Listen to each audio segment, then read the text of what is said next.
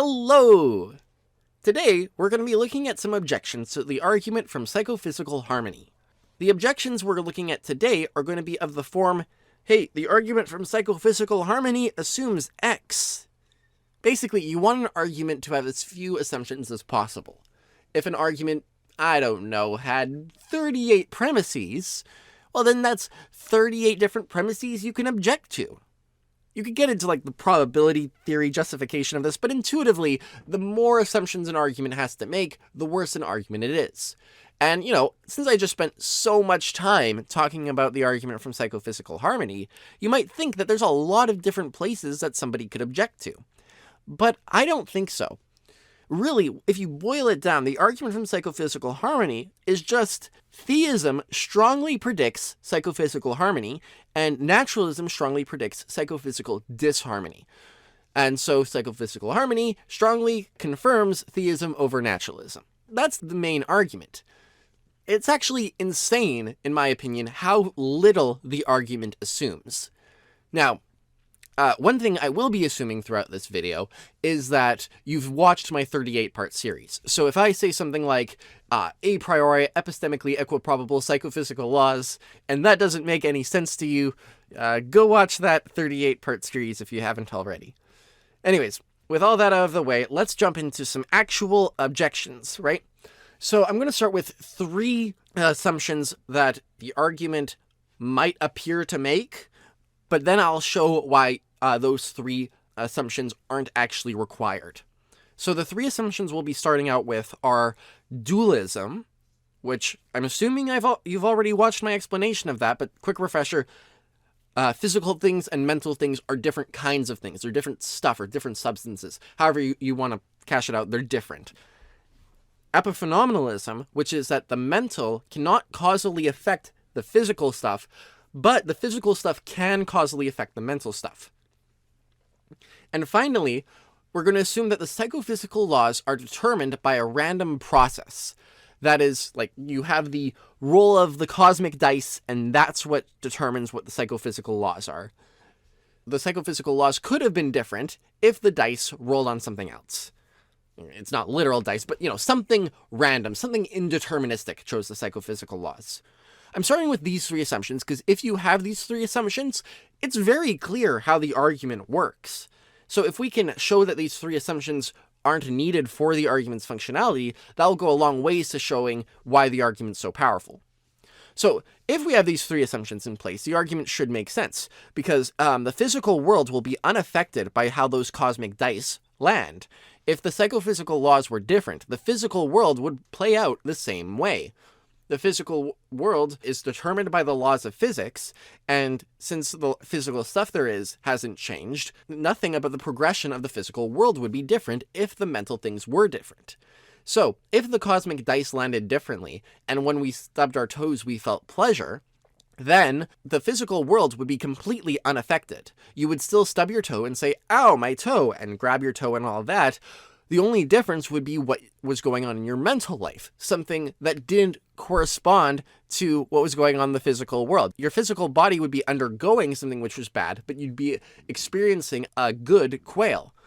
So there'd be this disharmony between your body and your mental life. And since we're assuming that this is governed by some random process, we're at the mercy of this random process to give us a coherent mental life. But in all likelihood, it would come up with psychophysical laws that did not result in anything harmonious at all. So the first assumption I'm going to be showing we don't need is that cosmic dice assumption, that the psychophysical laws are determined by a random process. And the way you do that is by showing that instead of assuming that the psychophysical laws are determined by a random process, you instead invoke the idea of epistemic probability. A crystal clear example that I like going back to is the trillionth digit of pi. What's the probability that the trillionth digit of pi is 7? Well, that's not a random process, right? The laws of mathematics dictate what the trillionth digit of pi is. So no randomness here. However, there is still a sense in which, for me, the probability that the trillionth digit of pi is 7 is going to be a 1 in 10 probability. So that shows that sometimes things can have no randomness, but we still assign an epistemic probability to the outcome. That's what we should do in the case of psychophysical laws. If we don't know the process that brings about psychophysical laws, or even if the psychophysical laws are necessary, we could still assign prior probabilities to each set of psychophysical laws. So even if the psychophysical laws are necessary and C fibers necessarily produce the epiphenomenon, the quale of pain, there is still an epistemically possible world wherein C fibers produce the quale of pleasure. Just as the digits 0 through 9 each got a 1 in 10 chance, even though only one of those is actually mathematically possible as the trillionth digit of pi, different epistemically possible worlds with different psychophysical laws are all going to share the prior probability, divvy it out, like, you divide out the prior probability as 1 in 10 chances among the 10 possibilities for the digits of pi. You're going to divvy up the prior probability among all the different possibilities for the different epistemically possible psychophysical laws. So we don't need them to be the psychophysical laws to be determined by a random process, because the only thing that was doing was making it clear how we could assign different probabilities to different epistemically possible psychophysical laws. But you can do that whether or not it's determined by a random process, as the digits of pi case shows. So let's now move on to the other two assumptions, dualism and epiphenomenalism.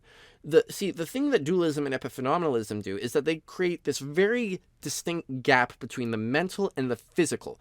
And this gap is what allows us to run the argument. However, what if instead of that gap, we replaced it with identity theory, or physicalism, whichever you'd like to call it? The idea that there's just the physical world, and quale are identical to qualia, the pluralization of qualia, and it always gets me. Anyways, the qualia are identical to physical things, given physicalism, given identity theory. If we assume that, and we could get the argument to still work, then that shows we didn't actually need there to be this gap. And the reason is because the argument from psychophysical harmony just needs an epistemic gap between the mental and the physical. Just as we didn't need there to be any real randomness out there in the world for the psychophysical laws, we just needed epistemic probabilities.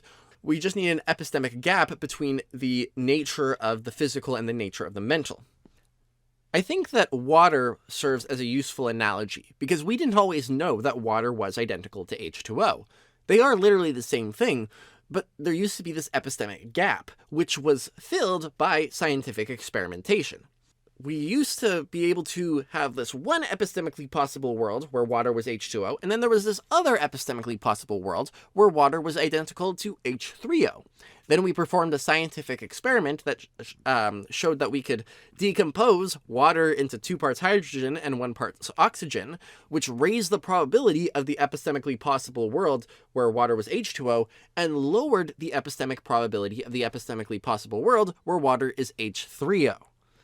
Using the word epistemically a lot, but you get the idea. Likewise, just as we could have assigned prior probabilities to water being H2O and water being H3O, we could assign prior probabilities to C fibers being identical to pain and C fibers being identical to pleasure. Now, the physical worlds would be the same whether C fibers were identical to pain or C fibers were identical to pleasure. This is because, on identity theory or physicalism, the world is governed by the laws of physics. And anything that is identical to a C fiber has all the physical properties of a C fiber. So, whether pain was identical to C fibers or whether pleasure was identical to C fibers, the world would play out in the exact same way. What this means is that even if pleasure was identical to C fibers, then when you stub your toe, you'd say, ow, my toe, but you'd experience pleasure because that was identical to the C fibers. Sorry, I should be more precise with my language. It's identical to the C fibers firing, because C fibers that just sit there aren't actually identical to any qualia. Anyways, moving on. I've tried to explain this in the past, but I've had varying success, so I'm going to try and go a little bit more in depth. One way to do this is I'm going to provide a theory of how terms refer to things. And we're going to see how the argument would work, assuming that particular theory of reference. There are other theories of reference. This is just a way to maybe help clarify the way the argument works in your mind.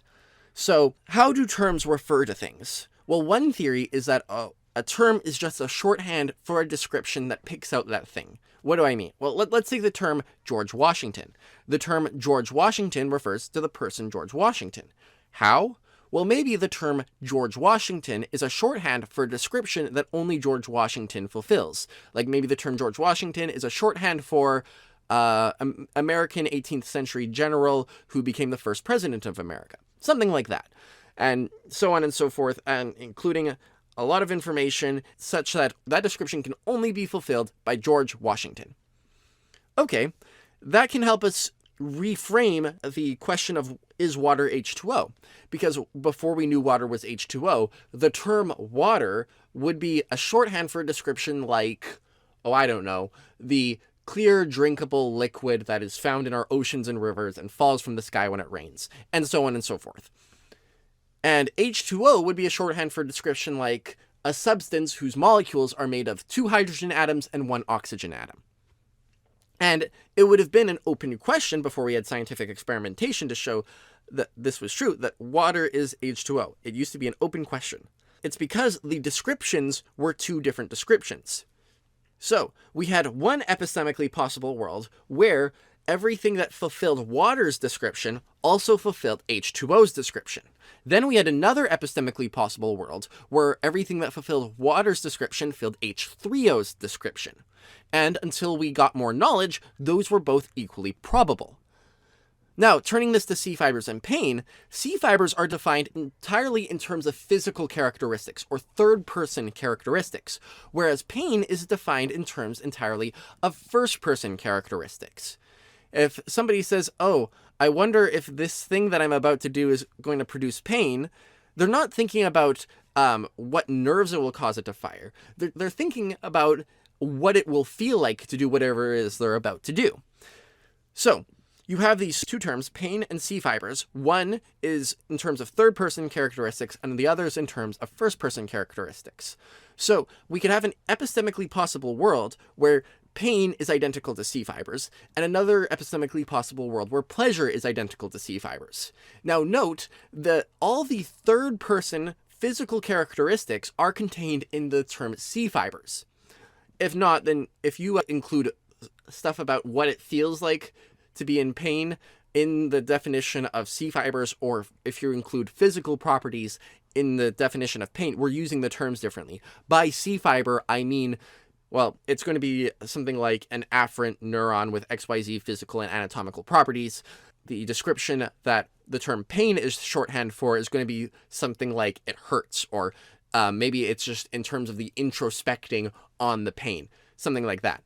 At any rate, no matter how you want to cash it out, the fact is that these are 2 different descriptions, so we can have an a priori epistemically possible world where C fibers and pain refer to the same thing, and then you have an epistemically possible world where C fibers and pleasure refer to the same thing. That is, everything that fulfills the physical description of C fibers fulfills the first-person description of pleasure, and a epistemically possible world where everything that fulfills the third-person physical description of C fibers fulfills the first-person mental description of pain. And these worlds, because the C fibers have the same physical properties in both worlds, the physical world would play out the same way. If somebody stubbed their toe, because we're assuming that you're governed by the laws of physics, the C fibers would react the same way and lead to the physical behavior of saying, ow, my toe, whether or not the first-person properties were of pain or of pleasure. So these 2 epistemically possible worlds are going to have the same prior because we have no a priori reason to prefer one to the other. So even on identity theory or physicalism, then you still get the fact that psychophysical harmony is going to be a priori very improbable. Now, there is a question of how this works that one of the referees of the paper by Dustin Crummett and Brian Cutter, they had issue with this. If memory serves me, I might be misremembering this. But if memory serves me, they had an issue with this. And the idea is basically, hold on, if we're assuming identity theory, then C fibers just are pain. Okay, God can't really change that, can he? He can't mess with that fact. He can't alter that fact. It's just necessarily that that's what C fibers are and that's what pain is. They're just the same thing. So even if it is a priori unlikely that C fibers are identical to pain, well, they are identical to pain, and God can't do anything about this, so how does that turn into an argument for theism? And the point is, of the argument from psychophysical harmony, is that while the argument raises the probability of theism, it simultaneously lowers the probability of identity theory and raises the probability that God can alter the psychophysical laws. An analogy is that imagine there's an island with big heavy stones on it that cannot be moved by any person, as far as you know. And you also have never been to this island. You don't know what arrangement the stones are in. You visit this island and you see that the stones are arranged in a circular pattern that was obviously designed by someone. Well, this is going to raise the probability not only that there was somebody who designed this formation of the stones. Maybe it's like Stonehenge or something. It's not only is there like a designer, however, this also raises the probability that the stones can be moved, right? And that you were wrong about the stones being immovable.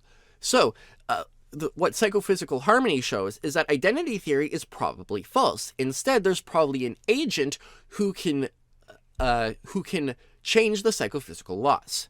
Now, I was going to go over another version of how terms work, but I think that's a little too in-depth. Basically, there are other theories of how terms refer to things, but like you get the idea. It would work in a similar way, because no matter what theory of terms you take, there's always going to be this epistemic gap between what the term C fibers refers to and what the term pain refers to. Now, that segues into probably my most controversial conclusion that I'm going to reach in this video, and that's that the argument from psychophysical harmony does not rely on the existence of consciousness. That is, it doesn't assume the falsehood of eliminativism. It doesn't assume that consciousness exists. That might seem a little weird, and I get that. Like, how can you say an argument from the fine-tuning of consciousness doesn't rely on consciousness? Well, hear me out here, okay? So we're going to continue to assume this theory of reference, just for the sake of illustrating my pretty radical claim here. But the idea is C fibers are going to be a shorthand for a description in terms of third-person characteristics. That's not going to change. However, pain can no longer be a shorthand for a description in terms of purely first-hand characteristics and still refer to anything, because there are no first-person characteristics. There is no first-person perspectives. There's no consciousness. We're assuming that consciousness doesn't exist, right? However, it's still going to be a fact that people can refer to the same thing that C fibers refers to when they say the word pain. Like when I stub my toe, C fibers are going to fire, and I'm going to use the word pain. They refer to the same thing. And the way I'm using the term isn't going to be in terms of first-person characteristics, first-person properties. So what do I say the term pain is described in terms of? Let's just call it X, okay? The description that the term pain is shorthand for is just X. Okay, so pain is described as X. And pleasure, instead of describing that in terms of first-person properties, it's Y, okay? There's still going to be the epistemically possible world where C fibers and X refer to the same thing, and the a priori epistemically possible world where C fibers and Y refer to the same thing. And theism is still going to predict that C fibers and X refer to the same thing, and that dopamine receptors and Y refer to the same thing, if theism predicts anything about our mental lives at all. So, which it does if you like run the problem of evil or anything like that. So it seems that you could actually have eliminativism and still run the argument from psychophysical harmony. This is kind of a radical position, but the thing is, eliminativism doesn't remove that epistemic gap that allowed the argument to run in the first place. Maybe an analogy is, say I was a mereological nihilist, okay? As a mereological nihilist, I don't think things like water or H2O exist. Really, there's just there's fundamental particles arranged water-wise and fundamental particles arranged H2O-wise.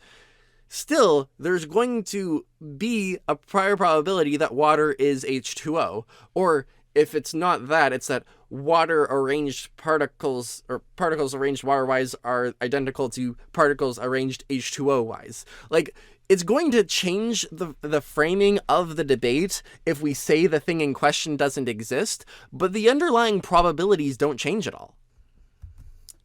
Okay, now after all that ranting that as long as you have this epistemic gap between the physical and the mental, then the argument can run, I'm now going to say that you can actually just get rid of the epistemic gap and the argument will still work. How do I have that? That sounds like going even farther than too far. Well, let's get into this.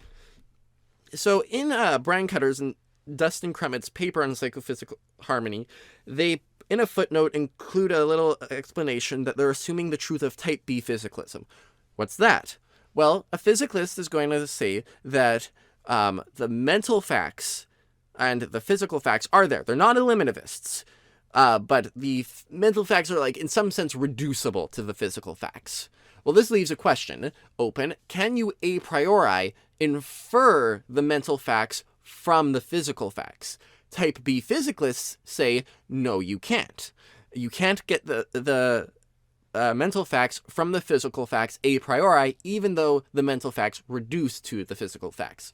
So a type B physicalist will say, if you had all the knowledge, your a priori knowledge, and you knew that C fibers were firing, that wouldn't be enough to infer that pain was being experienced. And it's obvious why Dustin Crumit and Brian Cutter would assume this. It's because if you said that you could infer that C fibers firing entailed that pain was being experienced just from your a priori knowledge, that would mean that psychophysical laws are knowable a priori.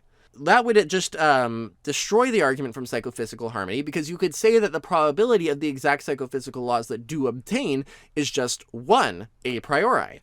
And so then there's no surprise when a posteriori you know that there's psychophysical harmony is occurring.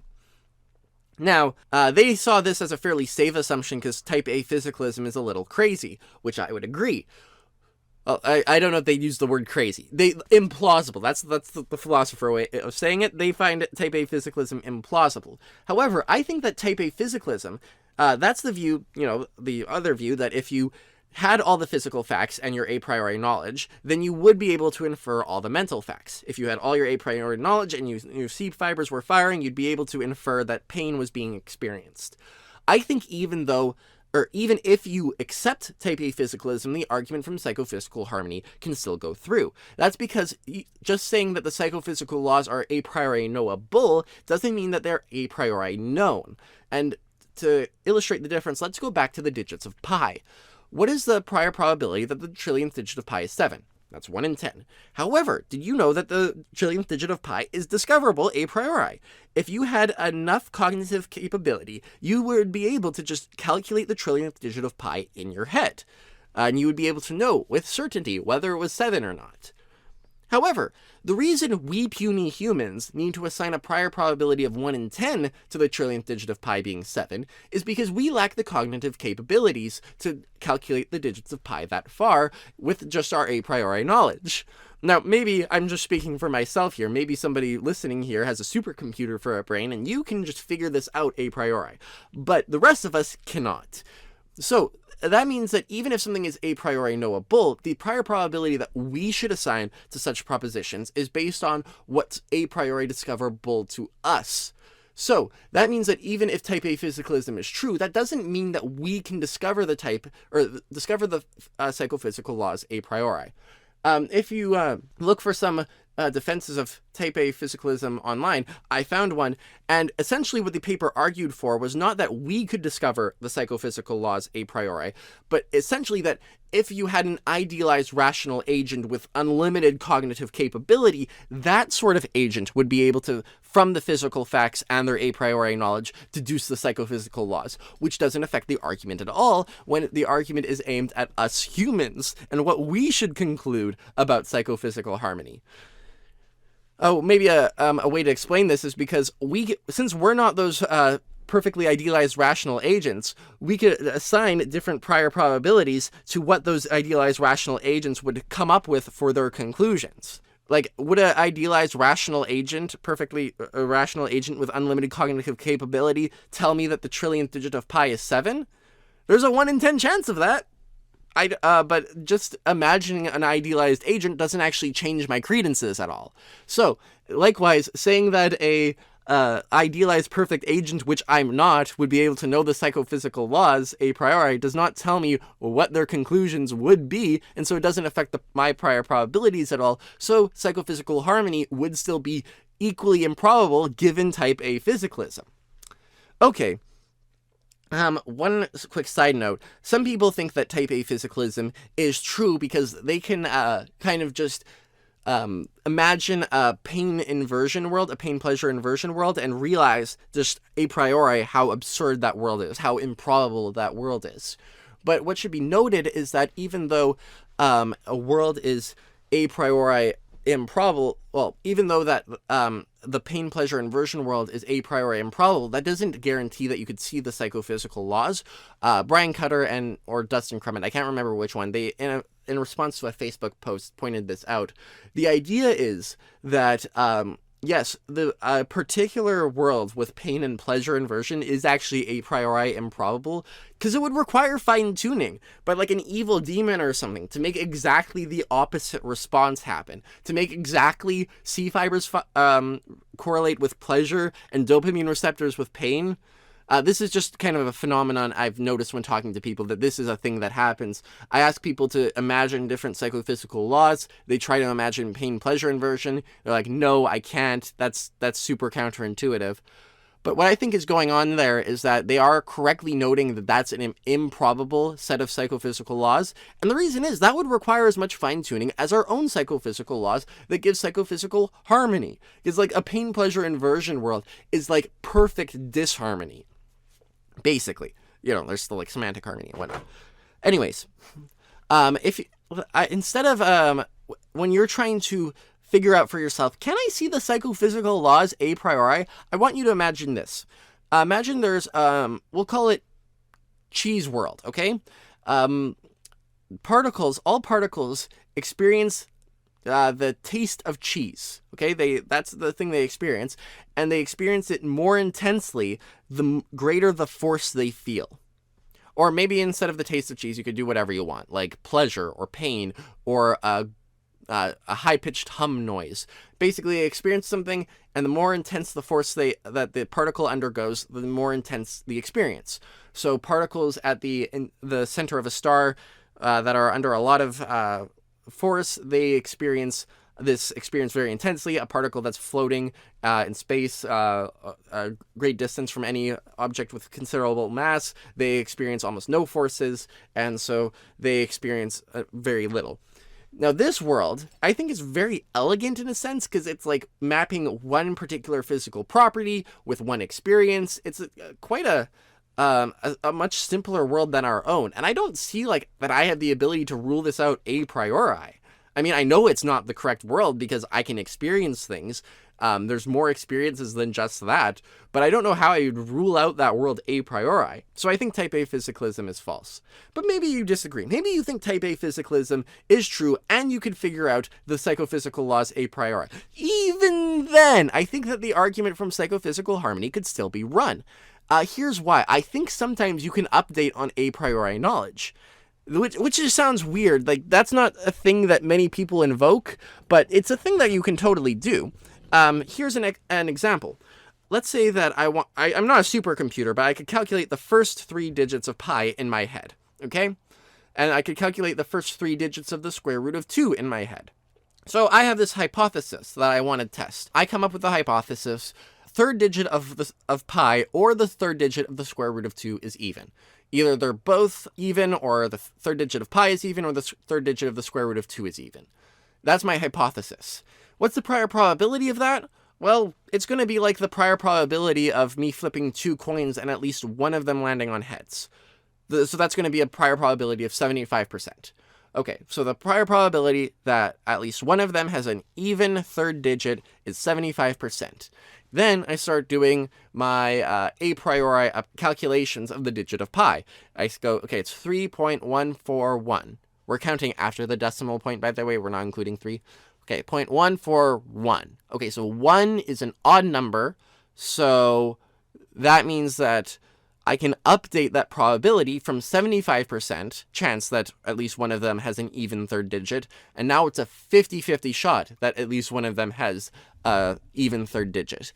Because now the only way that that could be true is if the third digit of the square root of 2 is even, which I haven't calculated yet. Now notice, that was a very classic example of Bayesian updating, but every step of it was a priori.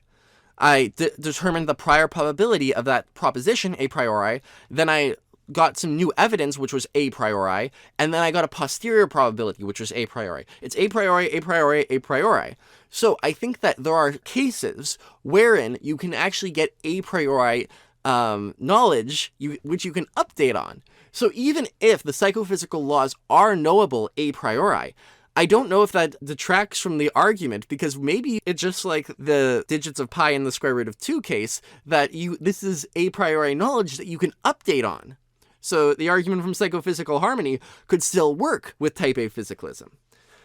Anyways, I think that's an interesting avenue. Anyways, we're going to move on to now the distinction between a priori and a posteriori knowledge. This is something that is at least somewhat controversial, this distinction between a priori and a posteriori knowledge. Now, I think that obviously the argument uses a lot of a priori, a posteriori language, but it's not actually necessary for the argument's functionality. Really, it's serving a couple key purposes, which can be served other ways, and the argument could still work. Here's what I mean. One example is the problem of old evidence. So in Bayesianism, you have this problem that sometimes you can update on information, then later realize that this piece of evidence that you updated on was actually predicted by another theory. But now you've already updated on this piece of evidence, so how do you change your credence in the theory? You've already updated on the evidence, you can't do that again. It's against Bayesianism to update on the same piece of evidence multiple times. So what do? Oh, that's a little abstract, so before going on, I'm going to give a concrete example. I forget the exact terminology, but basically, if memory serves me, it was the path of Mercury throughout the solar system, which didn't exactly line up with Newtonian mechanics. It actually gave the wrong prediction of the particular path that Mercury would take. But no one had a better theory that actually predicted the right path. Then along comes Einstein. He comes up with his theory of general relativity, super cool theory, and wouldn't you know it, it predicts the exact path that Mercury takes throughout the solar system. It gets it exactly right. Now, if you're a Bayesian, you've already known, before you hear about this Einstein guy who comes up with his new theory of general relativity, you've already heard that Mercury takes this particular path, and you've updated on that fact. So, what do you do when you learn that general relativity predicts this? You can't update on this. It already has a posterior probability of 1. And, the math works out that anything with a probability of 1 you can't update on. It's just true. So this is a really technical issue. Obviously, what you should do is become more impressed. You should raise your credence in general relativity based on this information, but it's kind of a technical issue of how this is supposed to work if it's already information that you have. One way of dealing with this is that you could kind of imagine a hypothetical agent who has all your a priori knowledge, and how would their credences look if you gave them all your a posteriori knowledge. So the idea is that if you have an agent with all your a priori knowledge would know that general relativity predicts this particular path of Mercury, then when you give them your a posteriori knowledge, now that agent would become really confident in general relativity, so you should try to match their credence, and you should be yourself confident in general relativity. Now, that's like one way you could kind of try and answer this problem of old evidence. But if you come up with some other answer, then you just, that works too. The point is that the argument from psychophysical harmony uses old evidence, right? Everybody's known, before they ever read Dustin Crummett or Brian Cutter's paper, that stubbing your toe results in the quail of pain. Like, this is something that people have already known about, just as how people already knew about the particular path Mercury took through the solar system. So if you can come up with some other way of figuring out how we should update on old evidence, which is super plausible, you should probably have some way of doing that if you're able to account for the fact that general relativity made a correct prediction, well then we should be able to account for the old evidence of psychophysical harmony.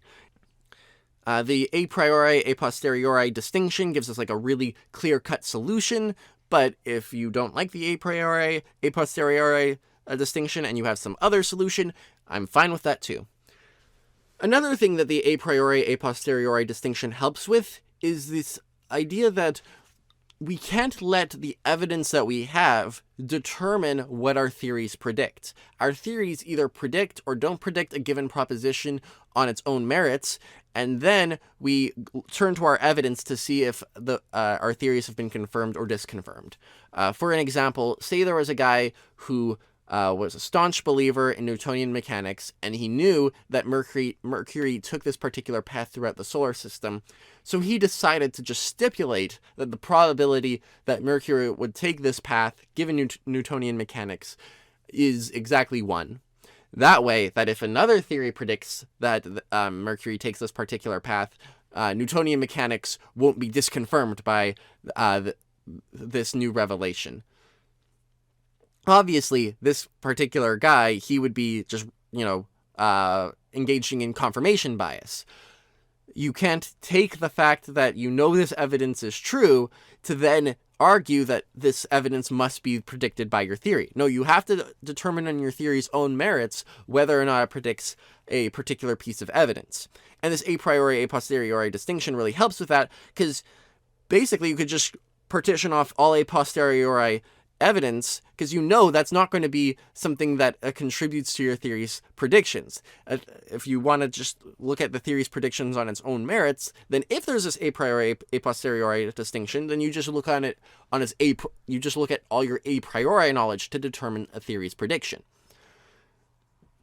However, this is just more of an illustrative tool. You don't actually need this. You could just talk in terms purely of epistemic priority. Epistemically prior to our evidence, what would the prior probability of the evidence be?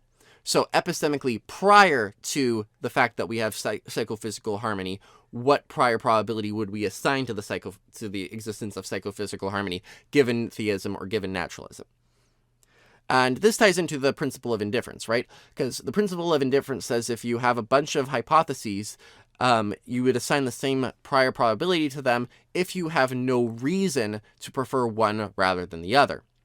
You can't use your evidence that comes later to then say, well, I should assign a higher prior to this one. No, that's not how it works. You assign a higher posterior to it, not a higher prior.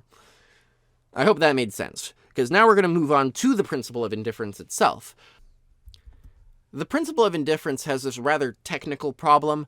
Here's the standard example. You're going to a factory, and the factory makes sheets of metal between 1 meter and 2 meters side length, square sheets of metal. So you have a square sheet of metal. If you measure the side length, it's going to be somewhere between 1 and 2 meters. And you don't know what the value is, so you assign equal prior probability to any particular value. So now I go to you and ask you about this hypothesis, okay? The midpoint is 1.5 meters, right? Between the two end possibilities. You know it's between 1 and 2, so the midpoint's 1.5. What's the prior probability that it'd be below the midpoint rather than above it?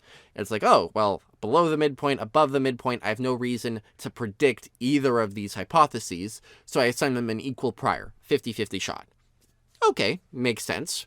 Now the areas of them, okay? Now the areas of these squares of metal. That's going to be between 1 meter squared and 4 meters squared, right? The midpoint in between, the exact center, is going to be 2.5 meters squared. So what's the prior probability that the area is going to be below the midpoint? Then you use the principle of indifference again. Below the midpoint, above the midpoint, I don't have any reason to predict either. So 50-50 shot. Okay. But the thing is, the midpoint of the side length at 1.5 meters squared, that it corresponds to an area of 2.25 meters squared. So if you look at the side length and determine a midpoint, that corresponds to a center or a midpoint area, which is different. The midpoint, when you look at the areas, is 2.5 meters squared. The midpoint of the area, when you look at the side lengths, is 2.25 meters squared. Hopefully I'll have time to like animate a little illustration of this. But the idea is that depending on what like property you're looking at, you could apply the principle of indifference to that property, and then it's going to give a different answer to how you would distribute the prior probabilities than if you chose some other property to focus on when you distributed the prior probabilities. So, if the principle of indifference has a sort of technical issue, and the argument from psychophysical harmony relies on it, is that a problem? And no, I don't think the argument needs this assumption. I think it could actually, it needs something like the principle of indifference, but I think it could actually work on a super plausible, super weak premise. And we'll just call it the weak principle of indifference. And the idea is that if you take a really specific subsection of all the possibilities, it's going to be super improbable. So, for example, what's the prior probability that these sheets of metal are going to be between 1.5 and 1.50000001 meter side lengths? Okay, depending on whether you prioritize side length or prioritize area, that's going to change the answer. That's going to change the value that you give. However, no matter what value you assign to that prior probability, it's going to be small, right? Just because that's such a really specific, narrow subsection. So, we could say that whenever you're in a situation like that, where you have lots of possibilities, and you're talking about a really specific subsection, we're not going to say like an exact value, but it's going to be like a small value, right? And the reasoning here is no matter what reasonable way you assign the prior probabilities to like various side lengths and areas, that particular hypothesis is going to wind up being improbable. So even if we can't like tell which of those particular ways we should assign the prior probabilities, we do know that this particular hypothesis is going to wind up being improbable. So that allows us to say that given naturalism, psychophysical harmony is going to be improbable because it relies on a very narrow subsection of the possible psychophysical laws. We don't know exactly like how to divvy up the prior probabilities, but we know that psychophysical harmony is going to end up being improbable given naturalism. Okay, the next thing I would like to tackle is evolution. Some people seem to think that I'm assuming evolution is fill in the blank when I make the argument from psychophysical harmony. I'm not assuming anything about evolution. The reason is that the physical world could look any way you want, and the argument from psychophysical harmony would still go through. One illustration of this is that world we were talking about earlier, maybe cheese world, right? Experience correlates to the force that a particle is under. If the psychophysical laws gave us cheese world, then what would happen is the more intense a force that acted on a particle, the greater it would experience the sensation of the taste of cheese. More force it's under, more cheesy taste. And no other experiences are ever experienced ever. Okay, so if those were the psychophysical laws, what could evolution do to make a creature experience pain when its body was damaged? The answer is nothing. Evolution can only determine the physical arrangement of physical stuff, and we've already stipulated that there is nothing that can be done to physical matter to make it experience anything besides the taste of cheese. So, evolution, by its very nature, cannot produce psychophysical harmony unless the psychophysical laws allow it to do so. Here's another illustration. I don't know if this one's going to be as helpful, but imagine we're playing like one of those cellular automaton simulators, like Conway's Game of Life. It's a fun way to get distracted if you don't know what that is.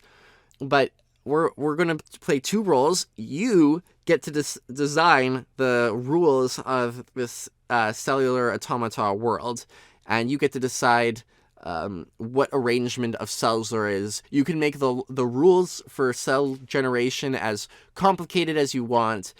However, I get to determine the psychophysical laws.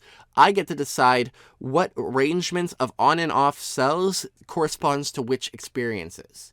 Now, if I wanted to, could I make sure that psychophysical harmony never occurs?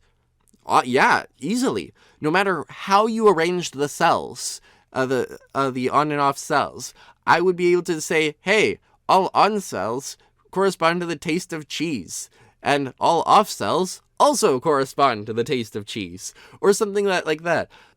Or if I just chose the psychophysical laws randomly, if I just chose a random correspondence of cells on and off patterns to experiences, and I made sure you didn't see what I chose, it would be pretty much impossible, severely unlikely, that you would actually end up making creatures that had coherent mental experiences, no matter how it played out.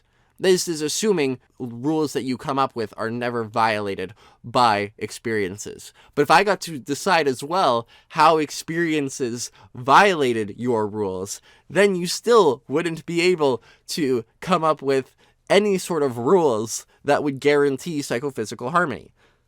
If you're not super familiar with these cellular automata game of life type things, then that analogy probably didn't help you at all.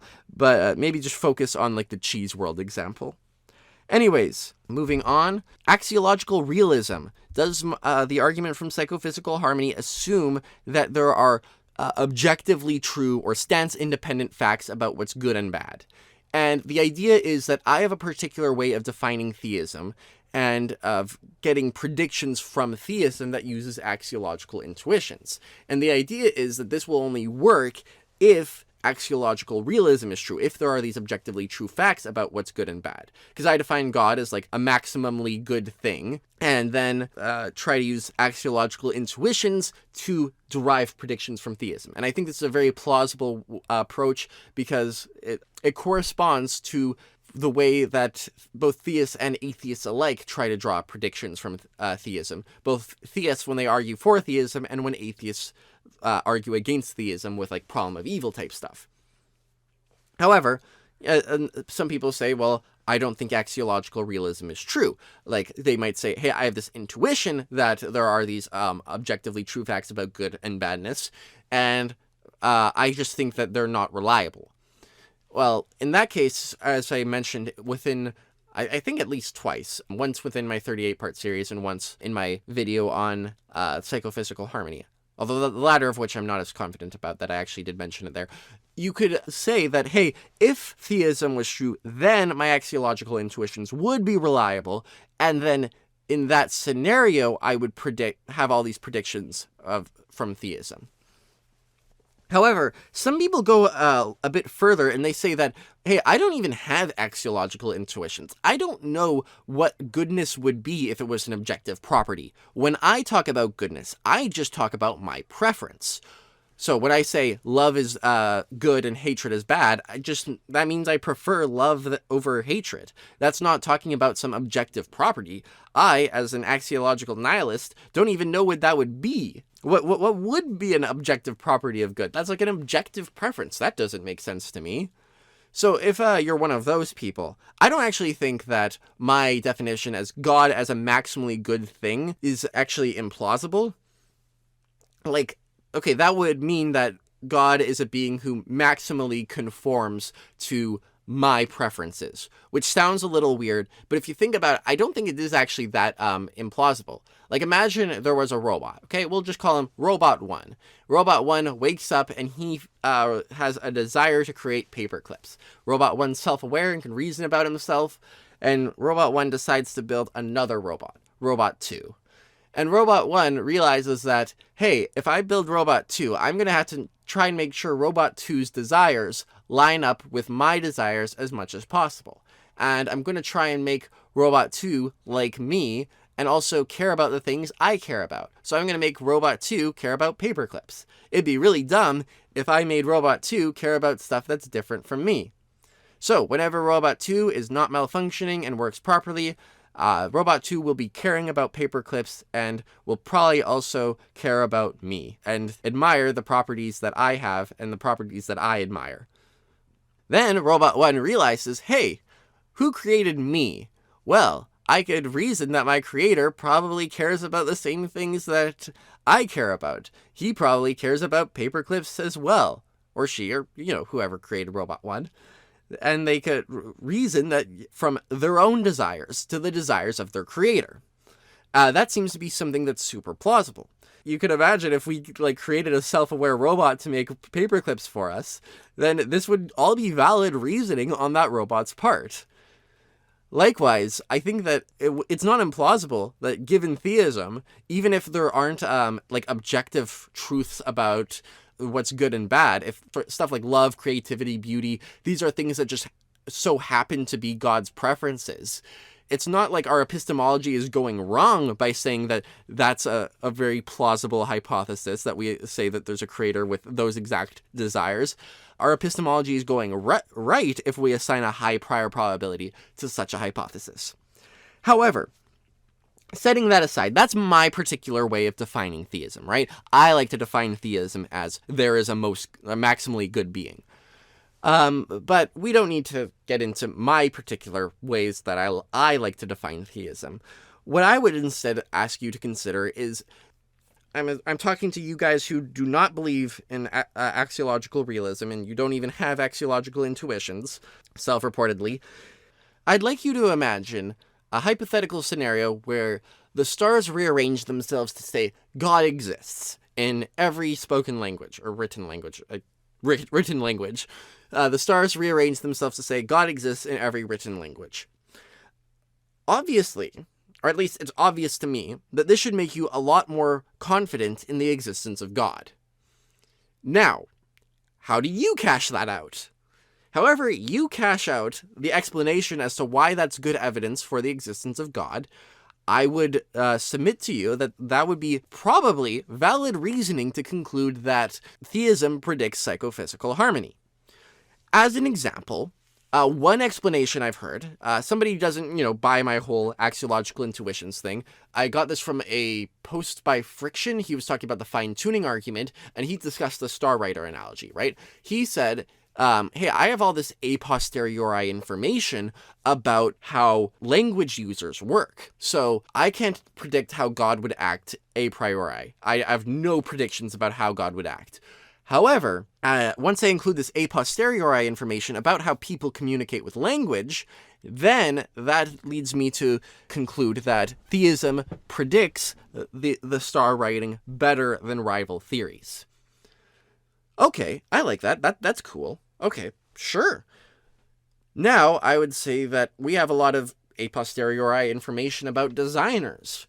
Given this a posteriori information about how designers work, we could say that theism better predicts psychophysical harmony than rival theories. I'm cool with that. The idea is whatever you use to explain the fact that theism predicts the star writing scenario, you should also probably be able to just tweak a little bit to show why theism predicts the existence of psychophysical harmony.